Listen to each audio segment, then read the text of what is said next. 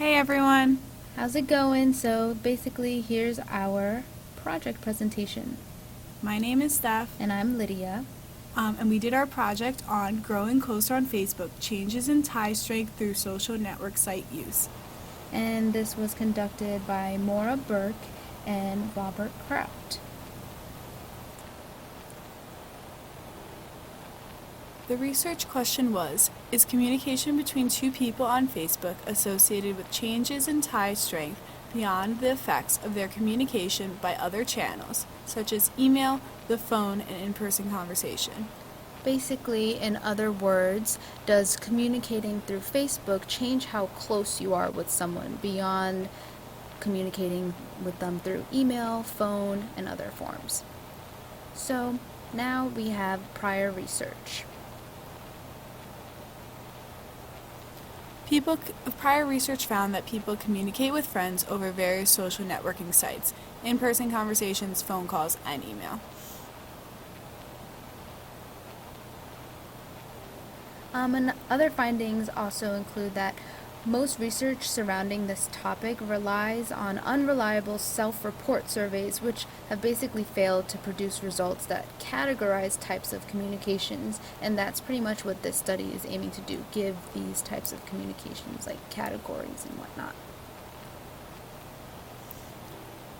Prior studies also found that online communication can lead to less authentic relationships. So this is because online communications are prone to misunderstanding, and they also require more effort. Now, here are our hypotheses. Basically, Burke and Kraut divide the hypotheses into 4 hypotheses. The first is... Part A of the first was that directed communication increases tie strength. So directed communication is basically one-on-one communication. So in terms of Facebook, that would mean wall posts and comments. And we have an example for you on the screen. So yeah, here you just see a post on their page. And now the part B basically states that composed communication has more of an impact than one-click exchanges. And these one-click exchanges can be a like on someone's picture or their post or something they shared, or a poke on Facebook.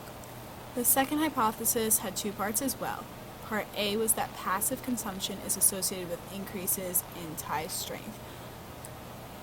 So basically, passive consumption is things that you just scroll through when you're looking at at someone's Facebook page. You're not directly communicating with the person. You're not directly commenting on their post or a picture or anything like that.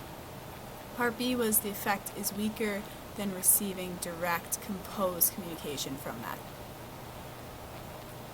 So the third part also had 2 parts as well. And basically, the first part states that broadcasting is associated with increases in tie strength. So what exactly is broadcasting, Steph? So basically, broadcasting is simply the posting of various photos and statuses that are not targeted to a particular friend on Facebook. So like for instance, last semester when I was abroad, I posted lots of different albums, like my Paris album or my Ireland album, just so that all my friends, like either my mom or my friend from home or just people that I barely knew from high school, could see what I was posting. But it wasn't intended toward a particular audience. No. Now, Part B basically says that but broadcasting won't have much of an increase in ties as composed directed communication. So it's basically saying that directed composed communication is going to lead to stronger ties than passive communication. So the fourth hypothesis was that social networks are more important to those with potentially weak relationships and those who have no other means of communicating. And these weak relationships can include basically a person you're not related to, someone you don't see that often, etc. And yeah, these were our 4 hypotheses. So how did they solve and investigate the problems, Lydia? So basically, there was a 3-wave survey in June, July, and August of 2014, and 2011. 2011. I can read, guys. Don't worry. So basically, these just measure the changes in tie strength, and basically, that was what it did. So the results were that all of the hypotheses were confirmed except for 2 of them. What were they, Lydia? So The first one that didn't prove to be correct was basically hypothesis 2, part B. There was really no difference between the effects of passive consumption and direct composed consumption. Basically, you could scroll through someone's page and not click on it, and that has the same effect as directly commenting on someone's post. Awesome. And the other hypothesis that was wrong was hypothesis 3, part A, which said that there was no increase in tie strength with broadcasting. Now, the conclusion, basically, Kraut and Burke were able to conclude that Facebook is actually a useful way of maintaining and developing and nurturing friendships, more so than you would actually think today. And as we've seen, Facebook's a big part of our everyday lives. Facebook can increase ties in different ways, whether that's through direct communication, liking, commenting, or if it's just passive scrolling through someone's timeline. Exactly.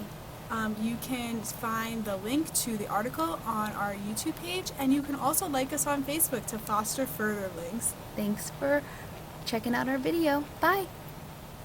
Awesome.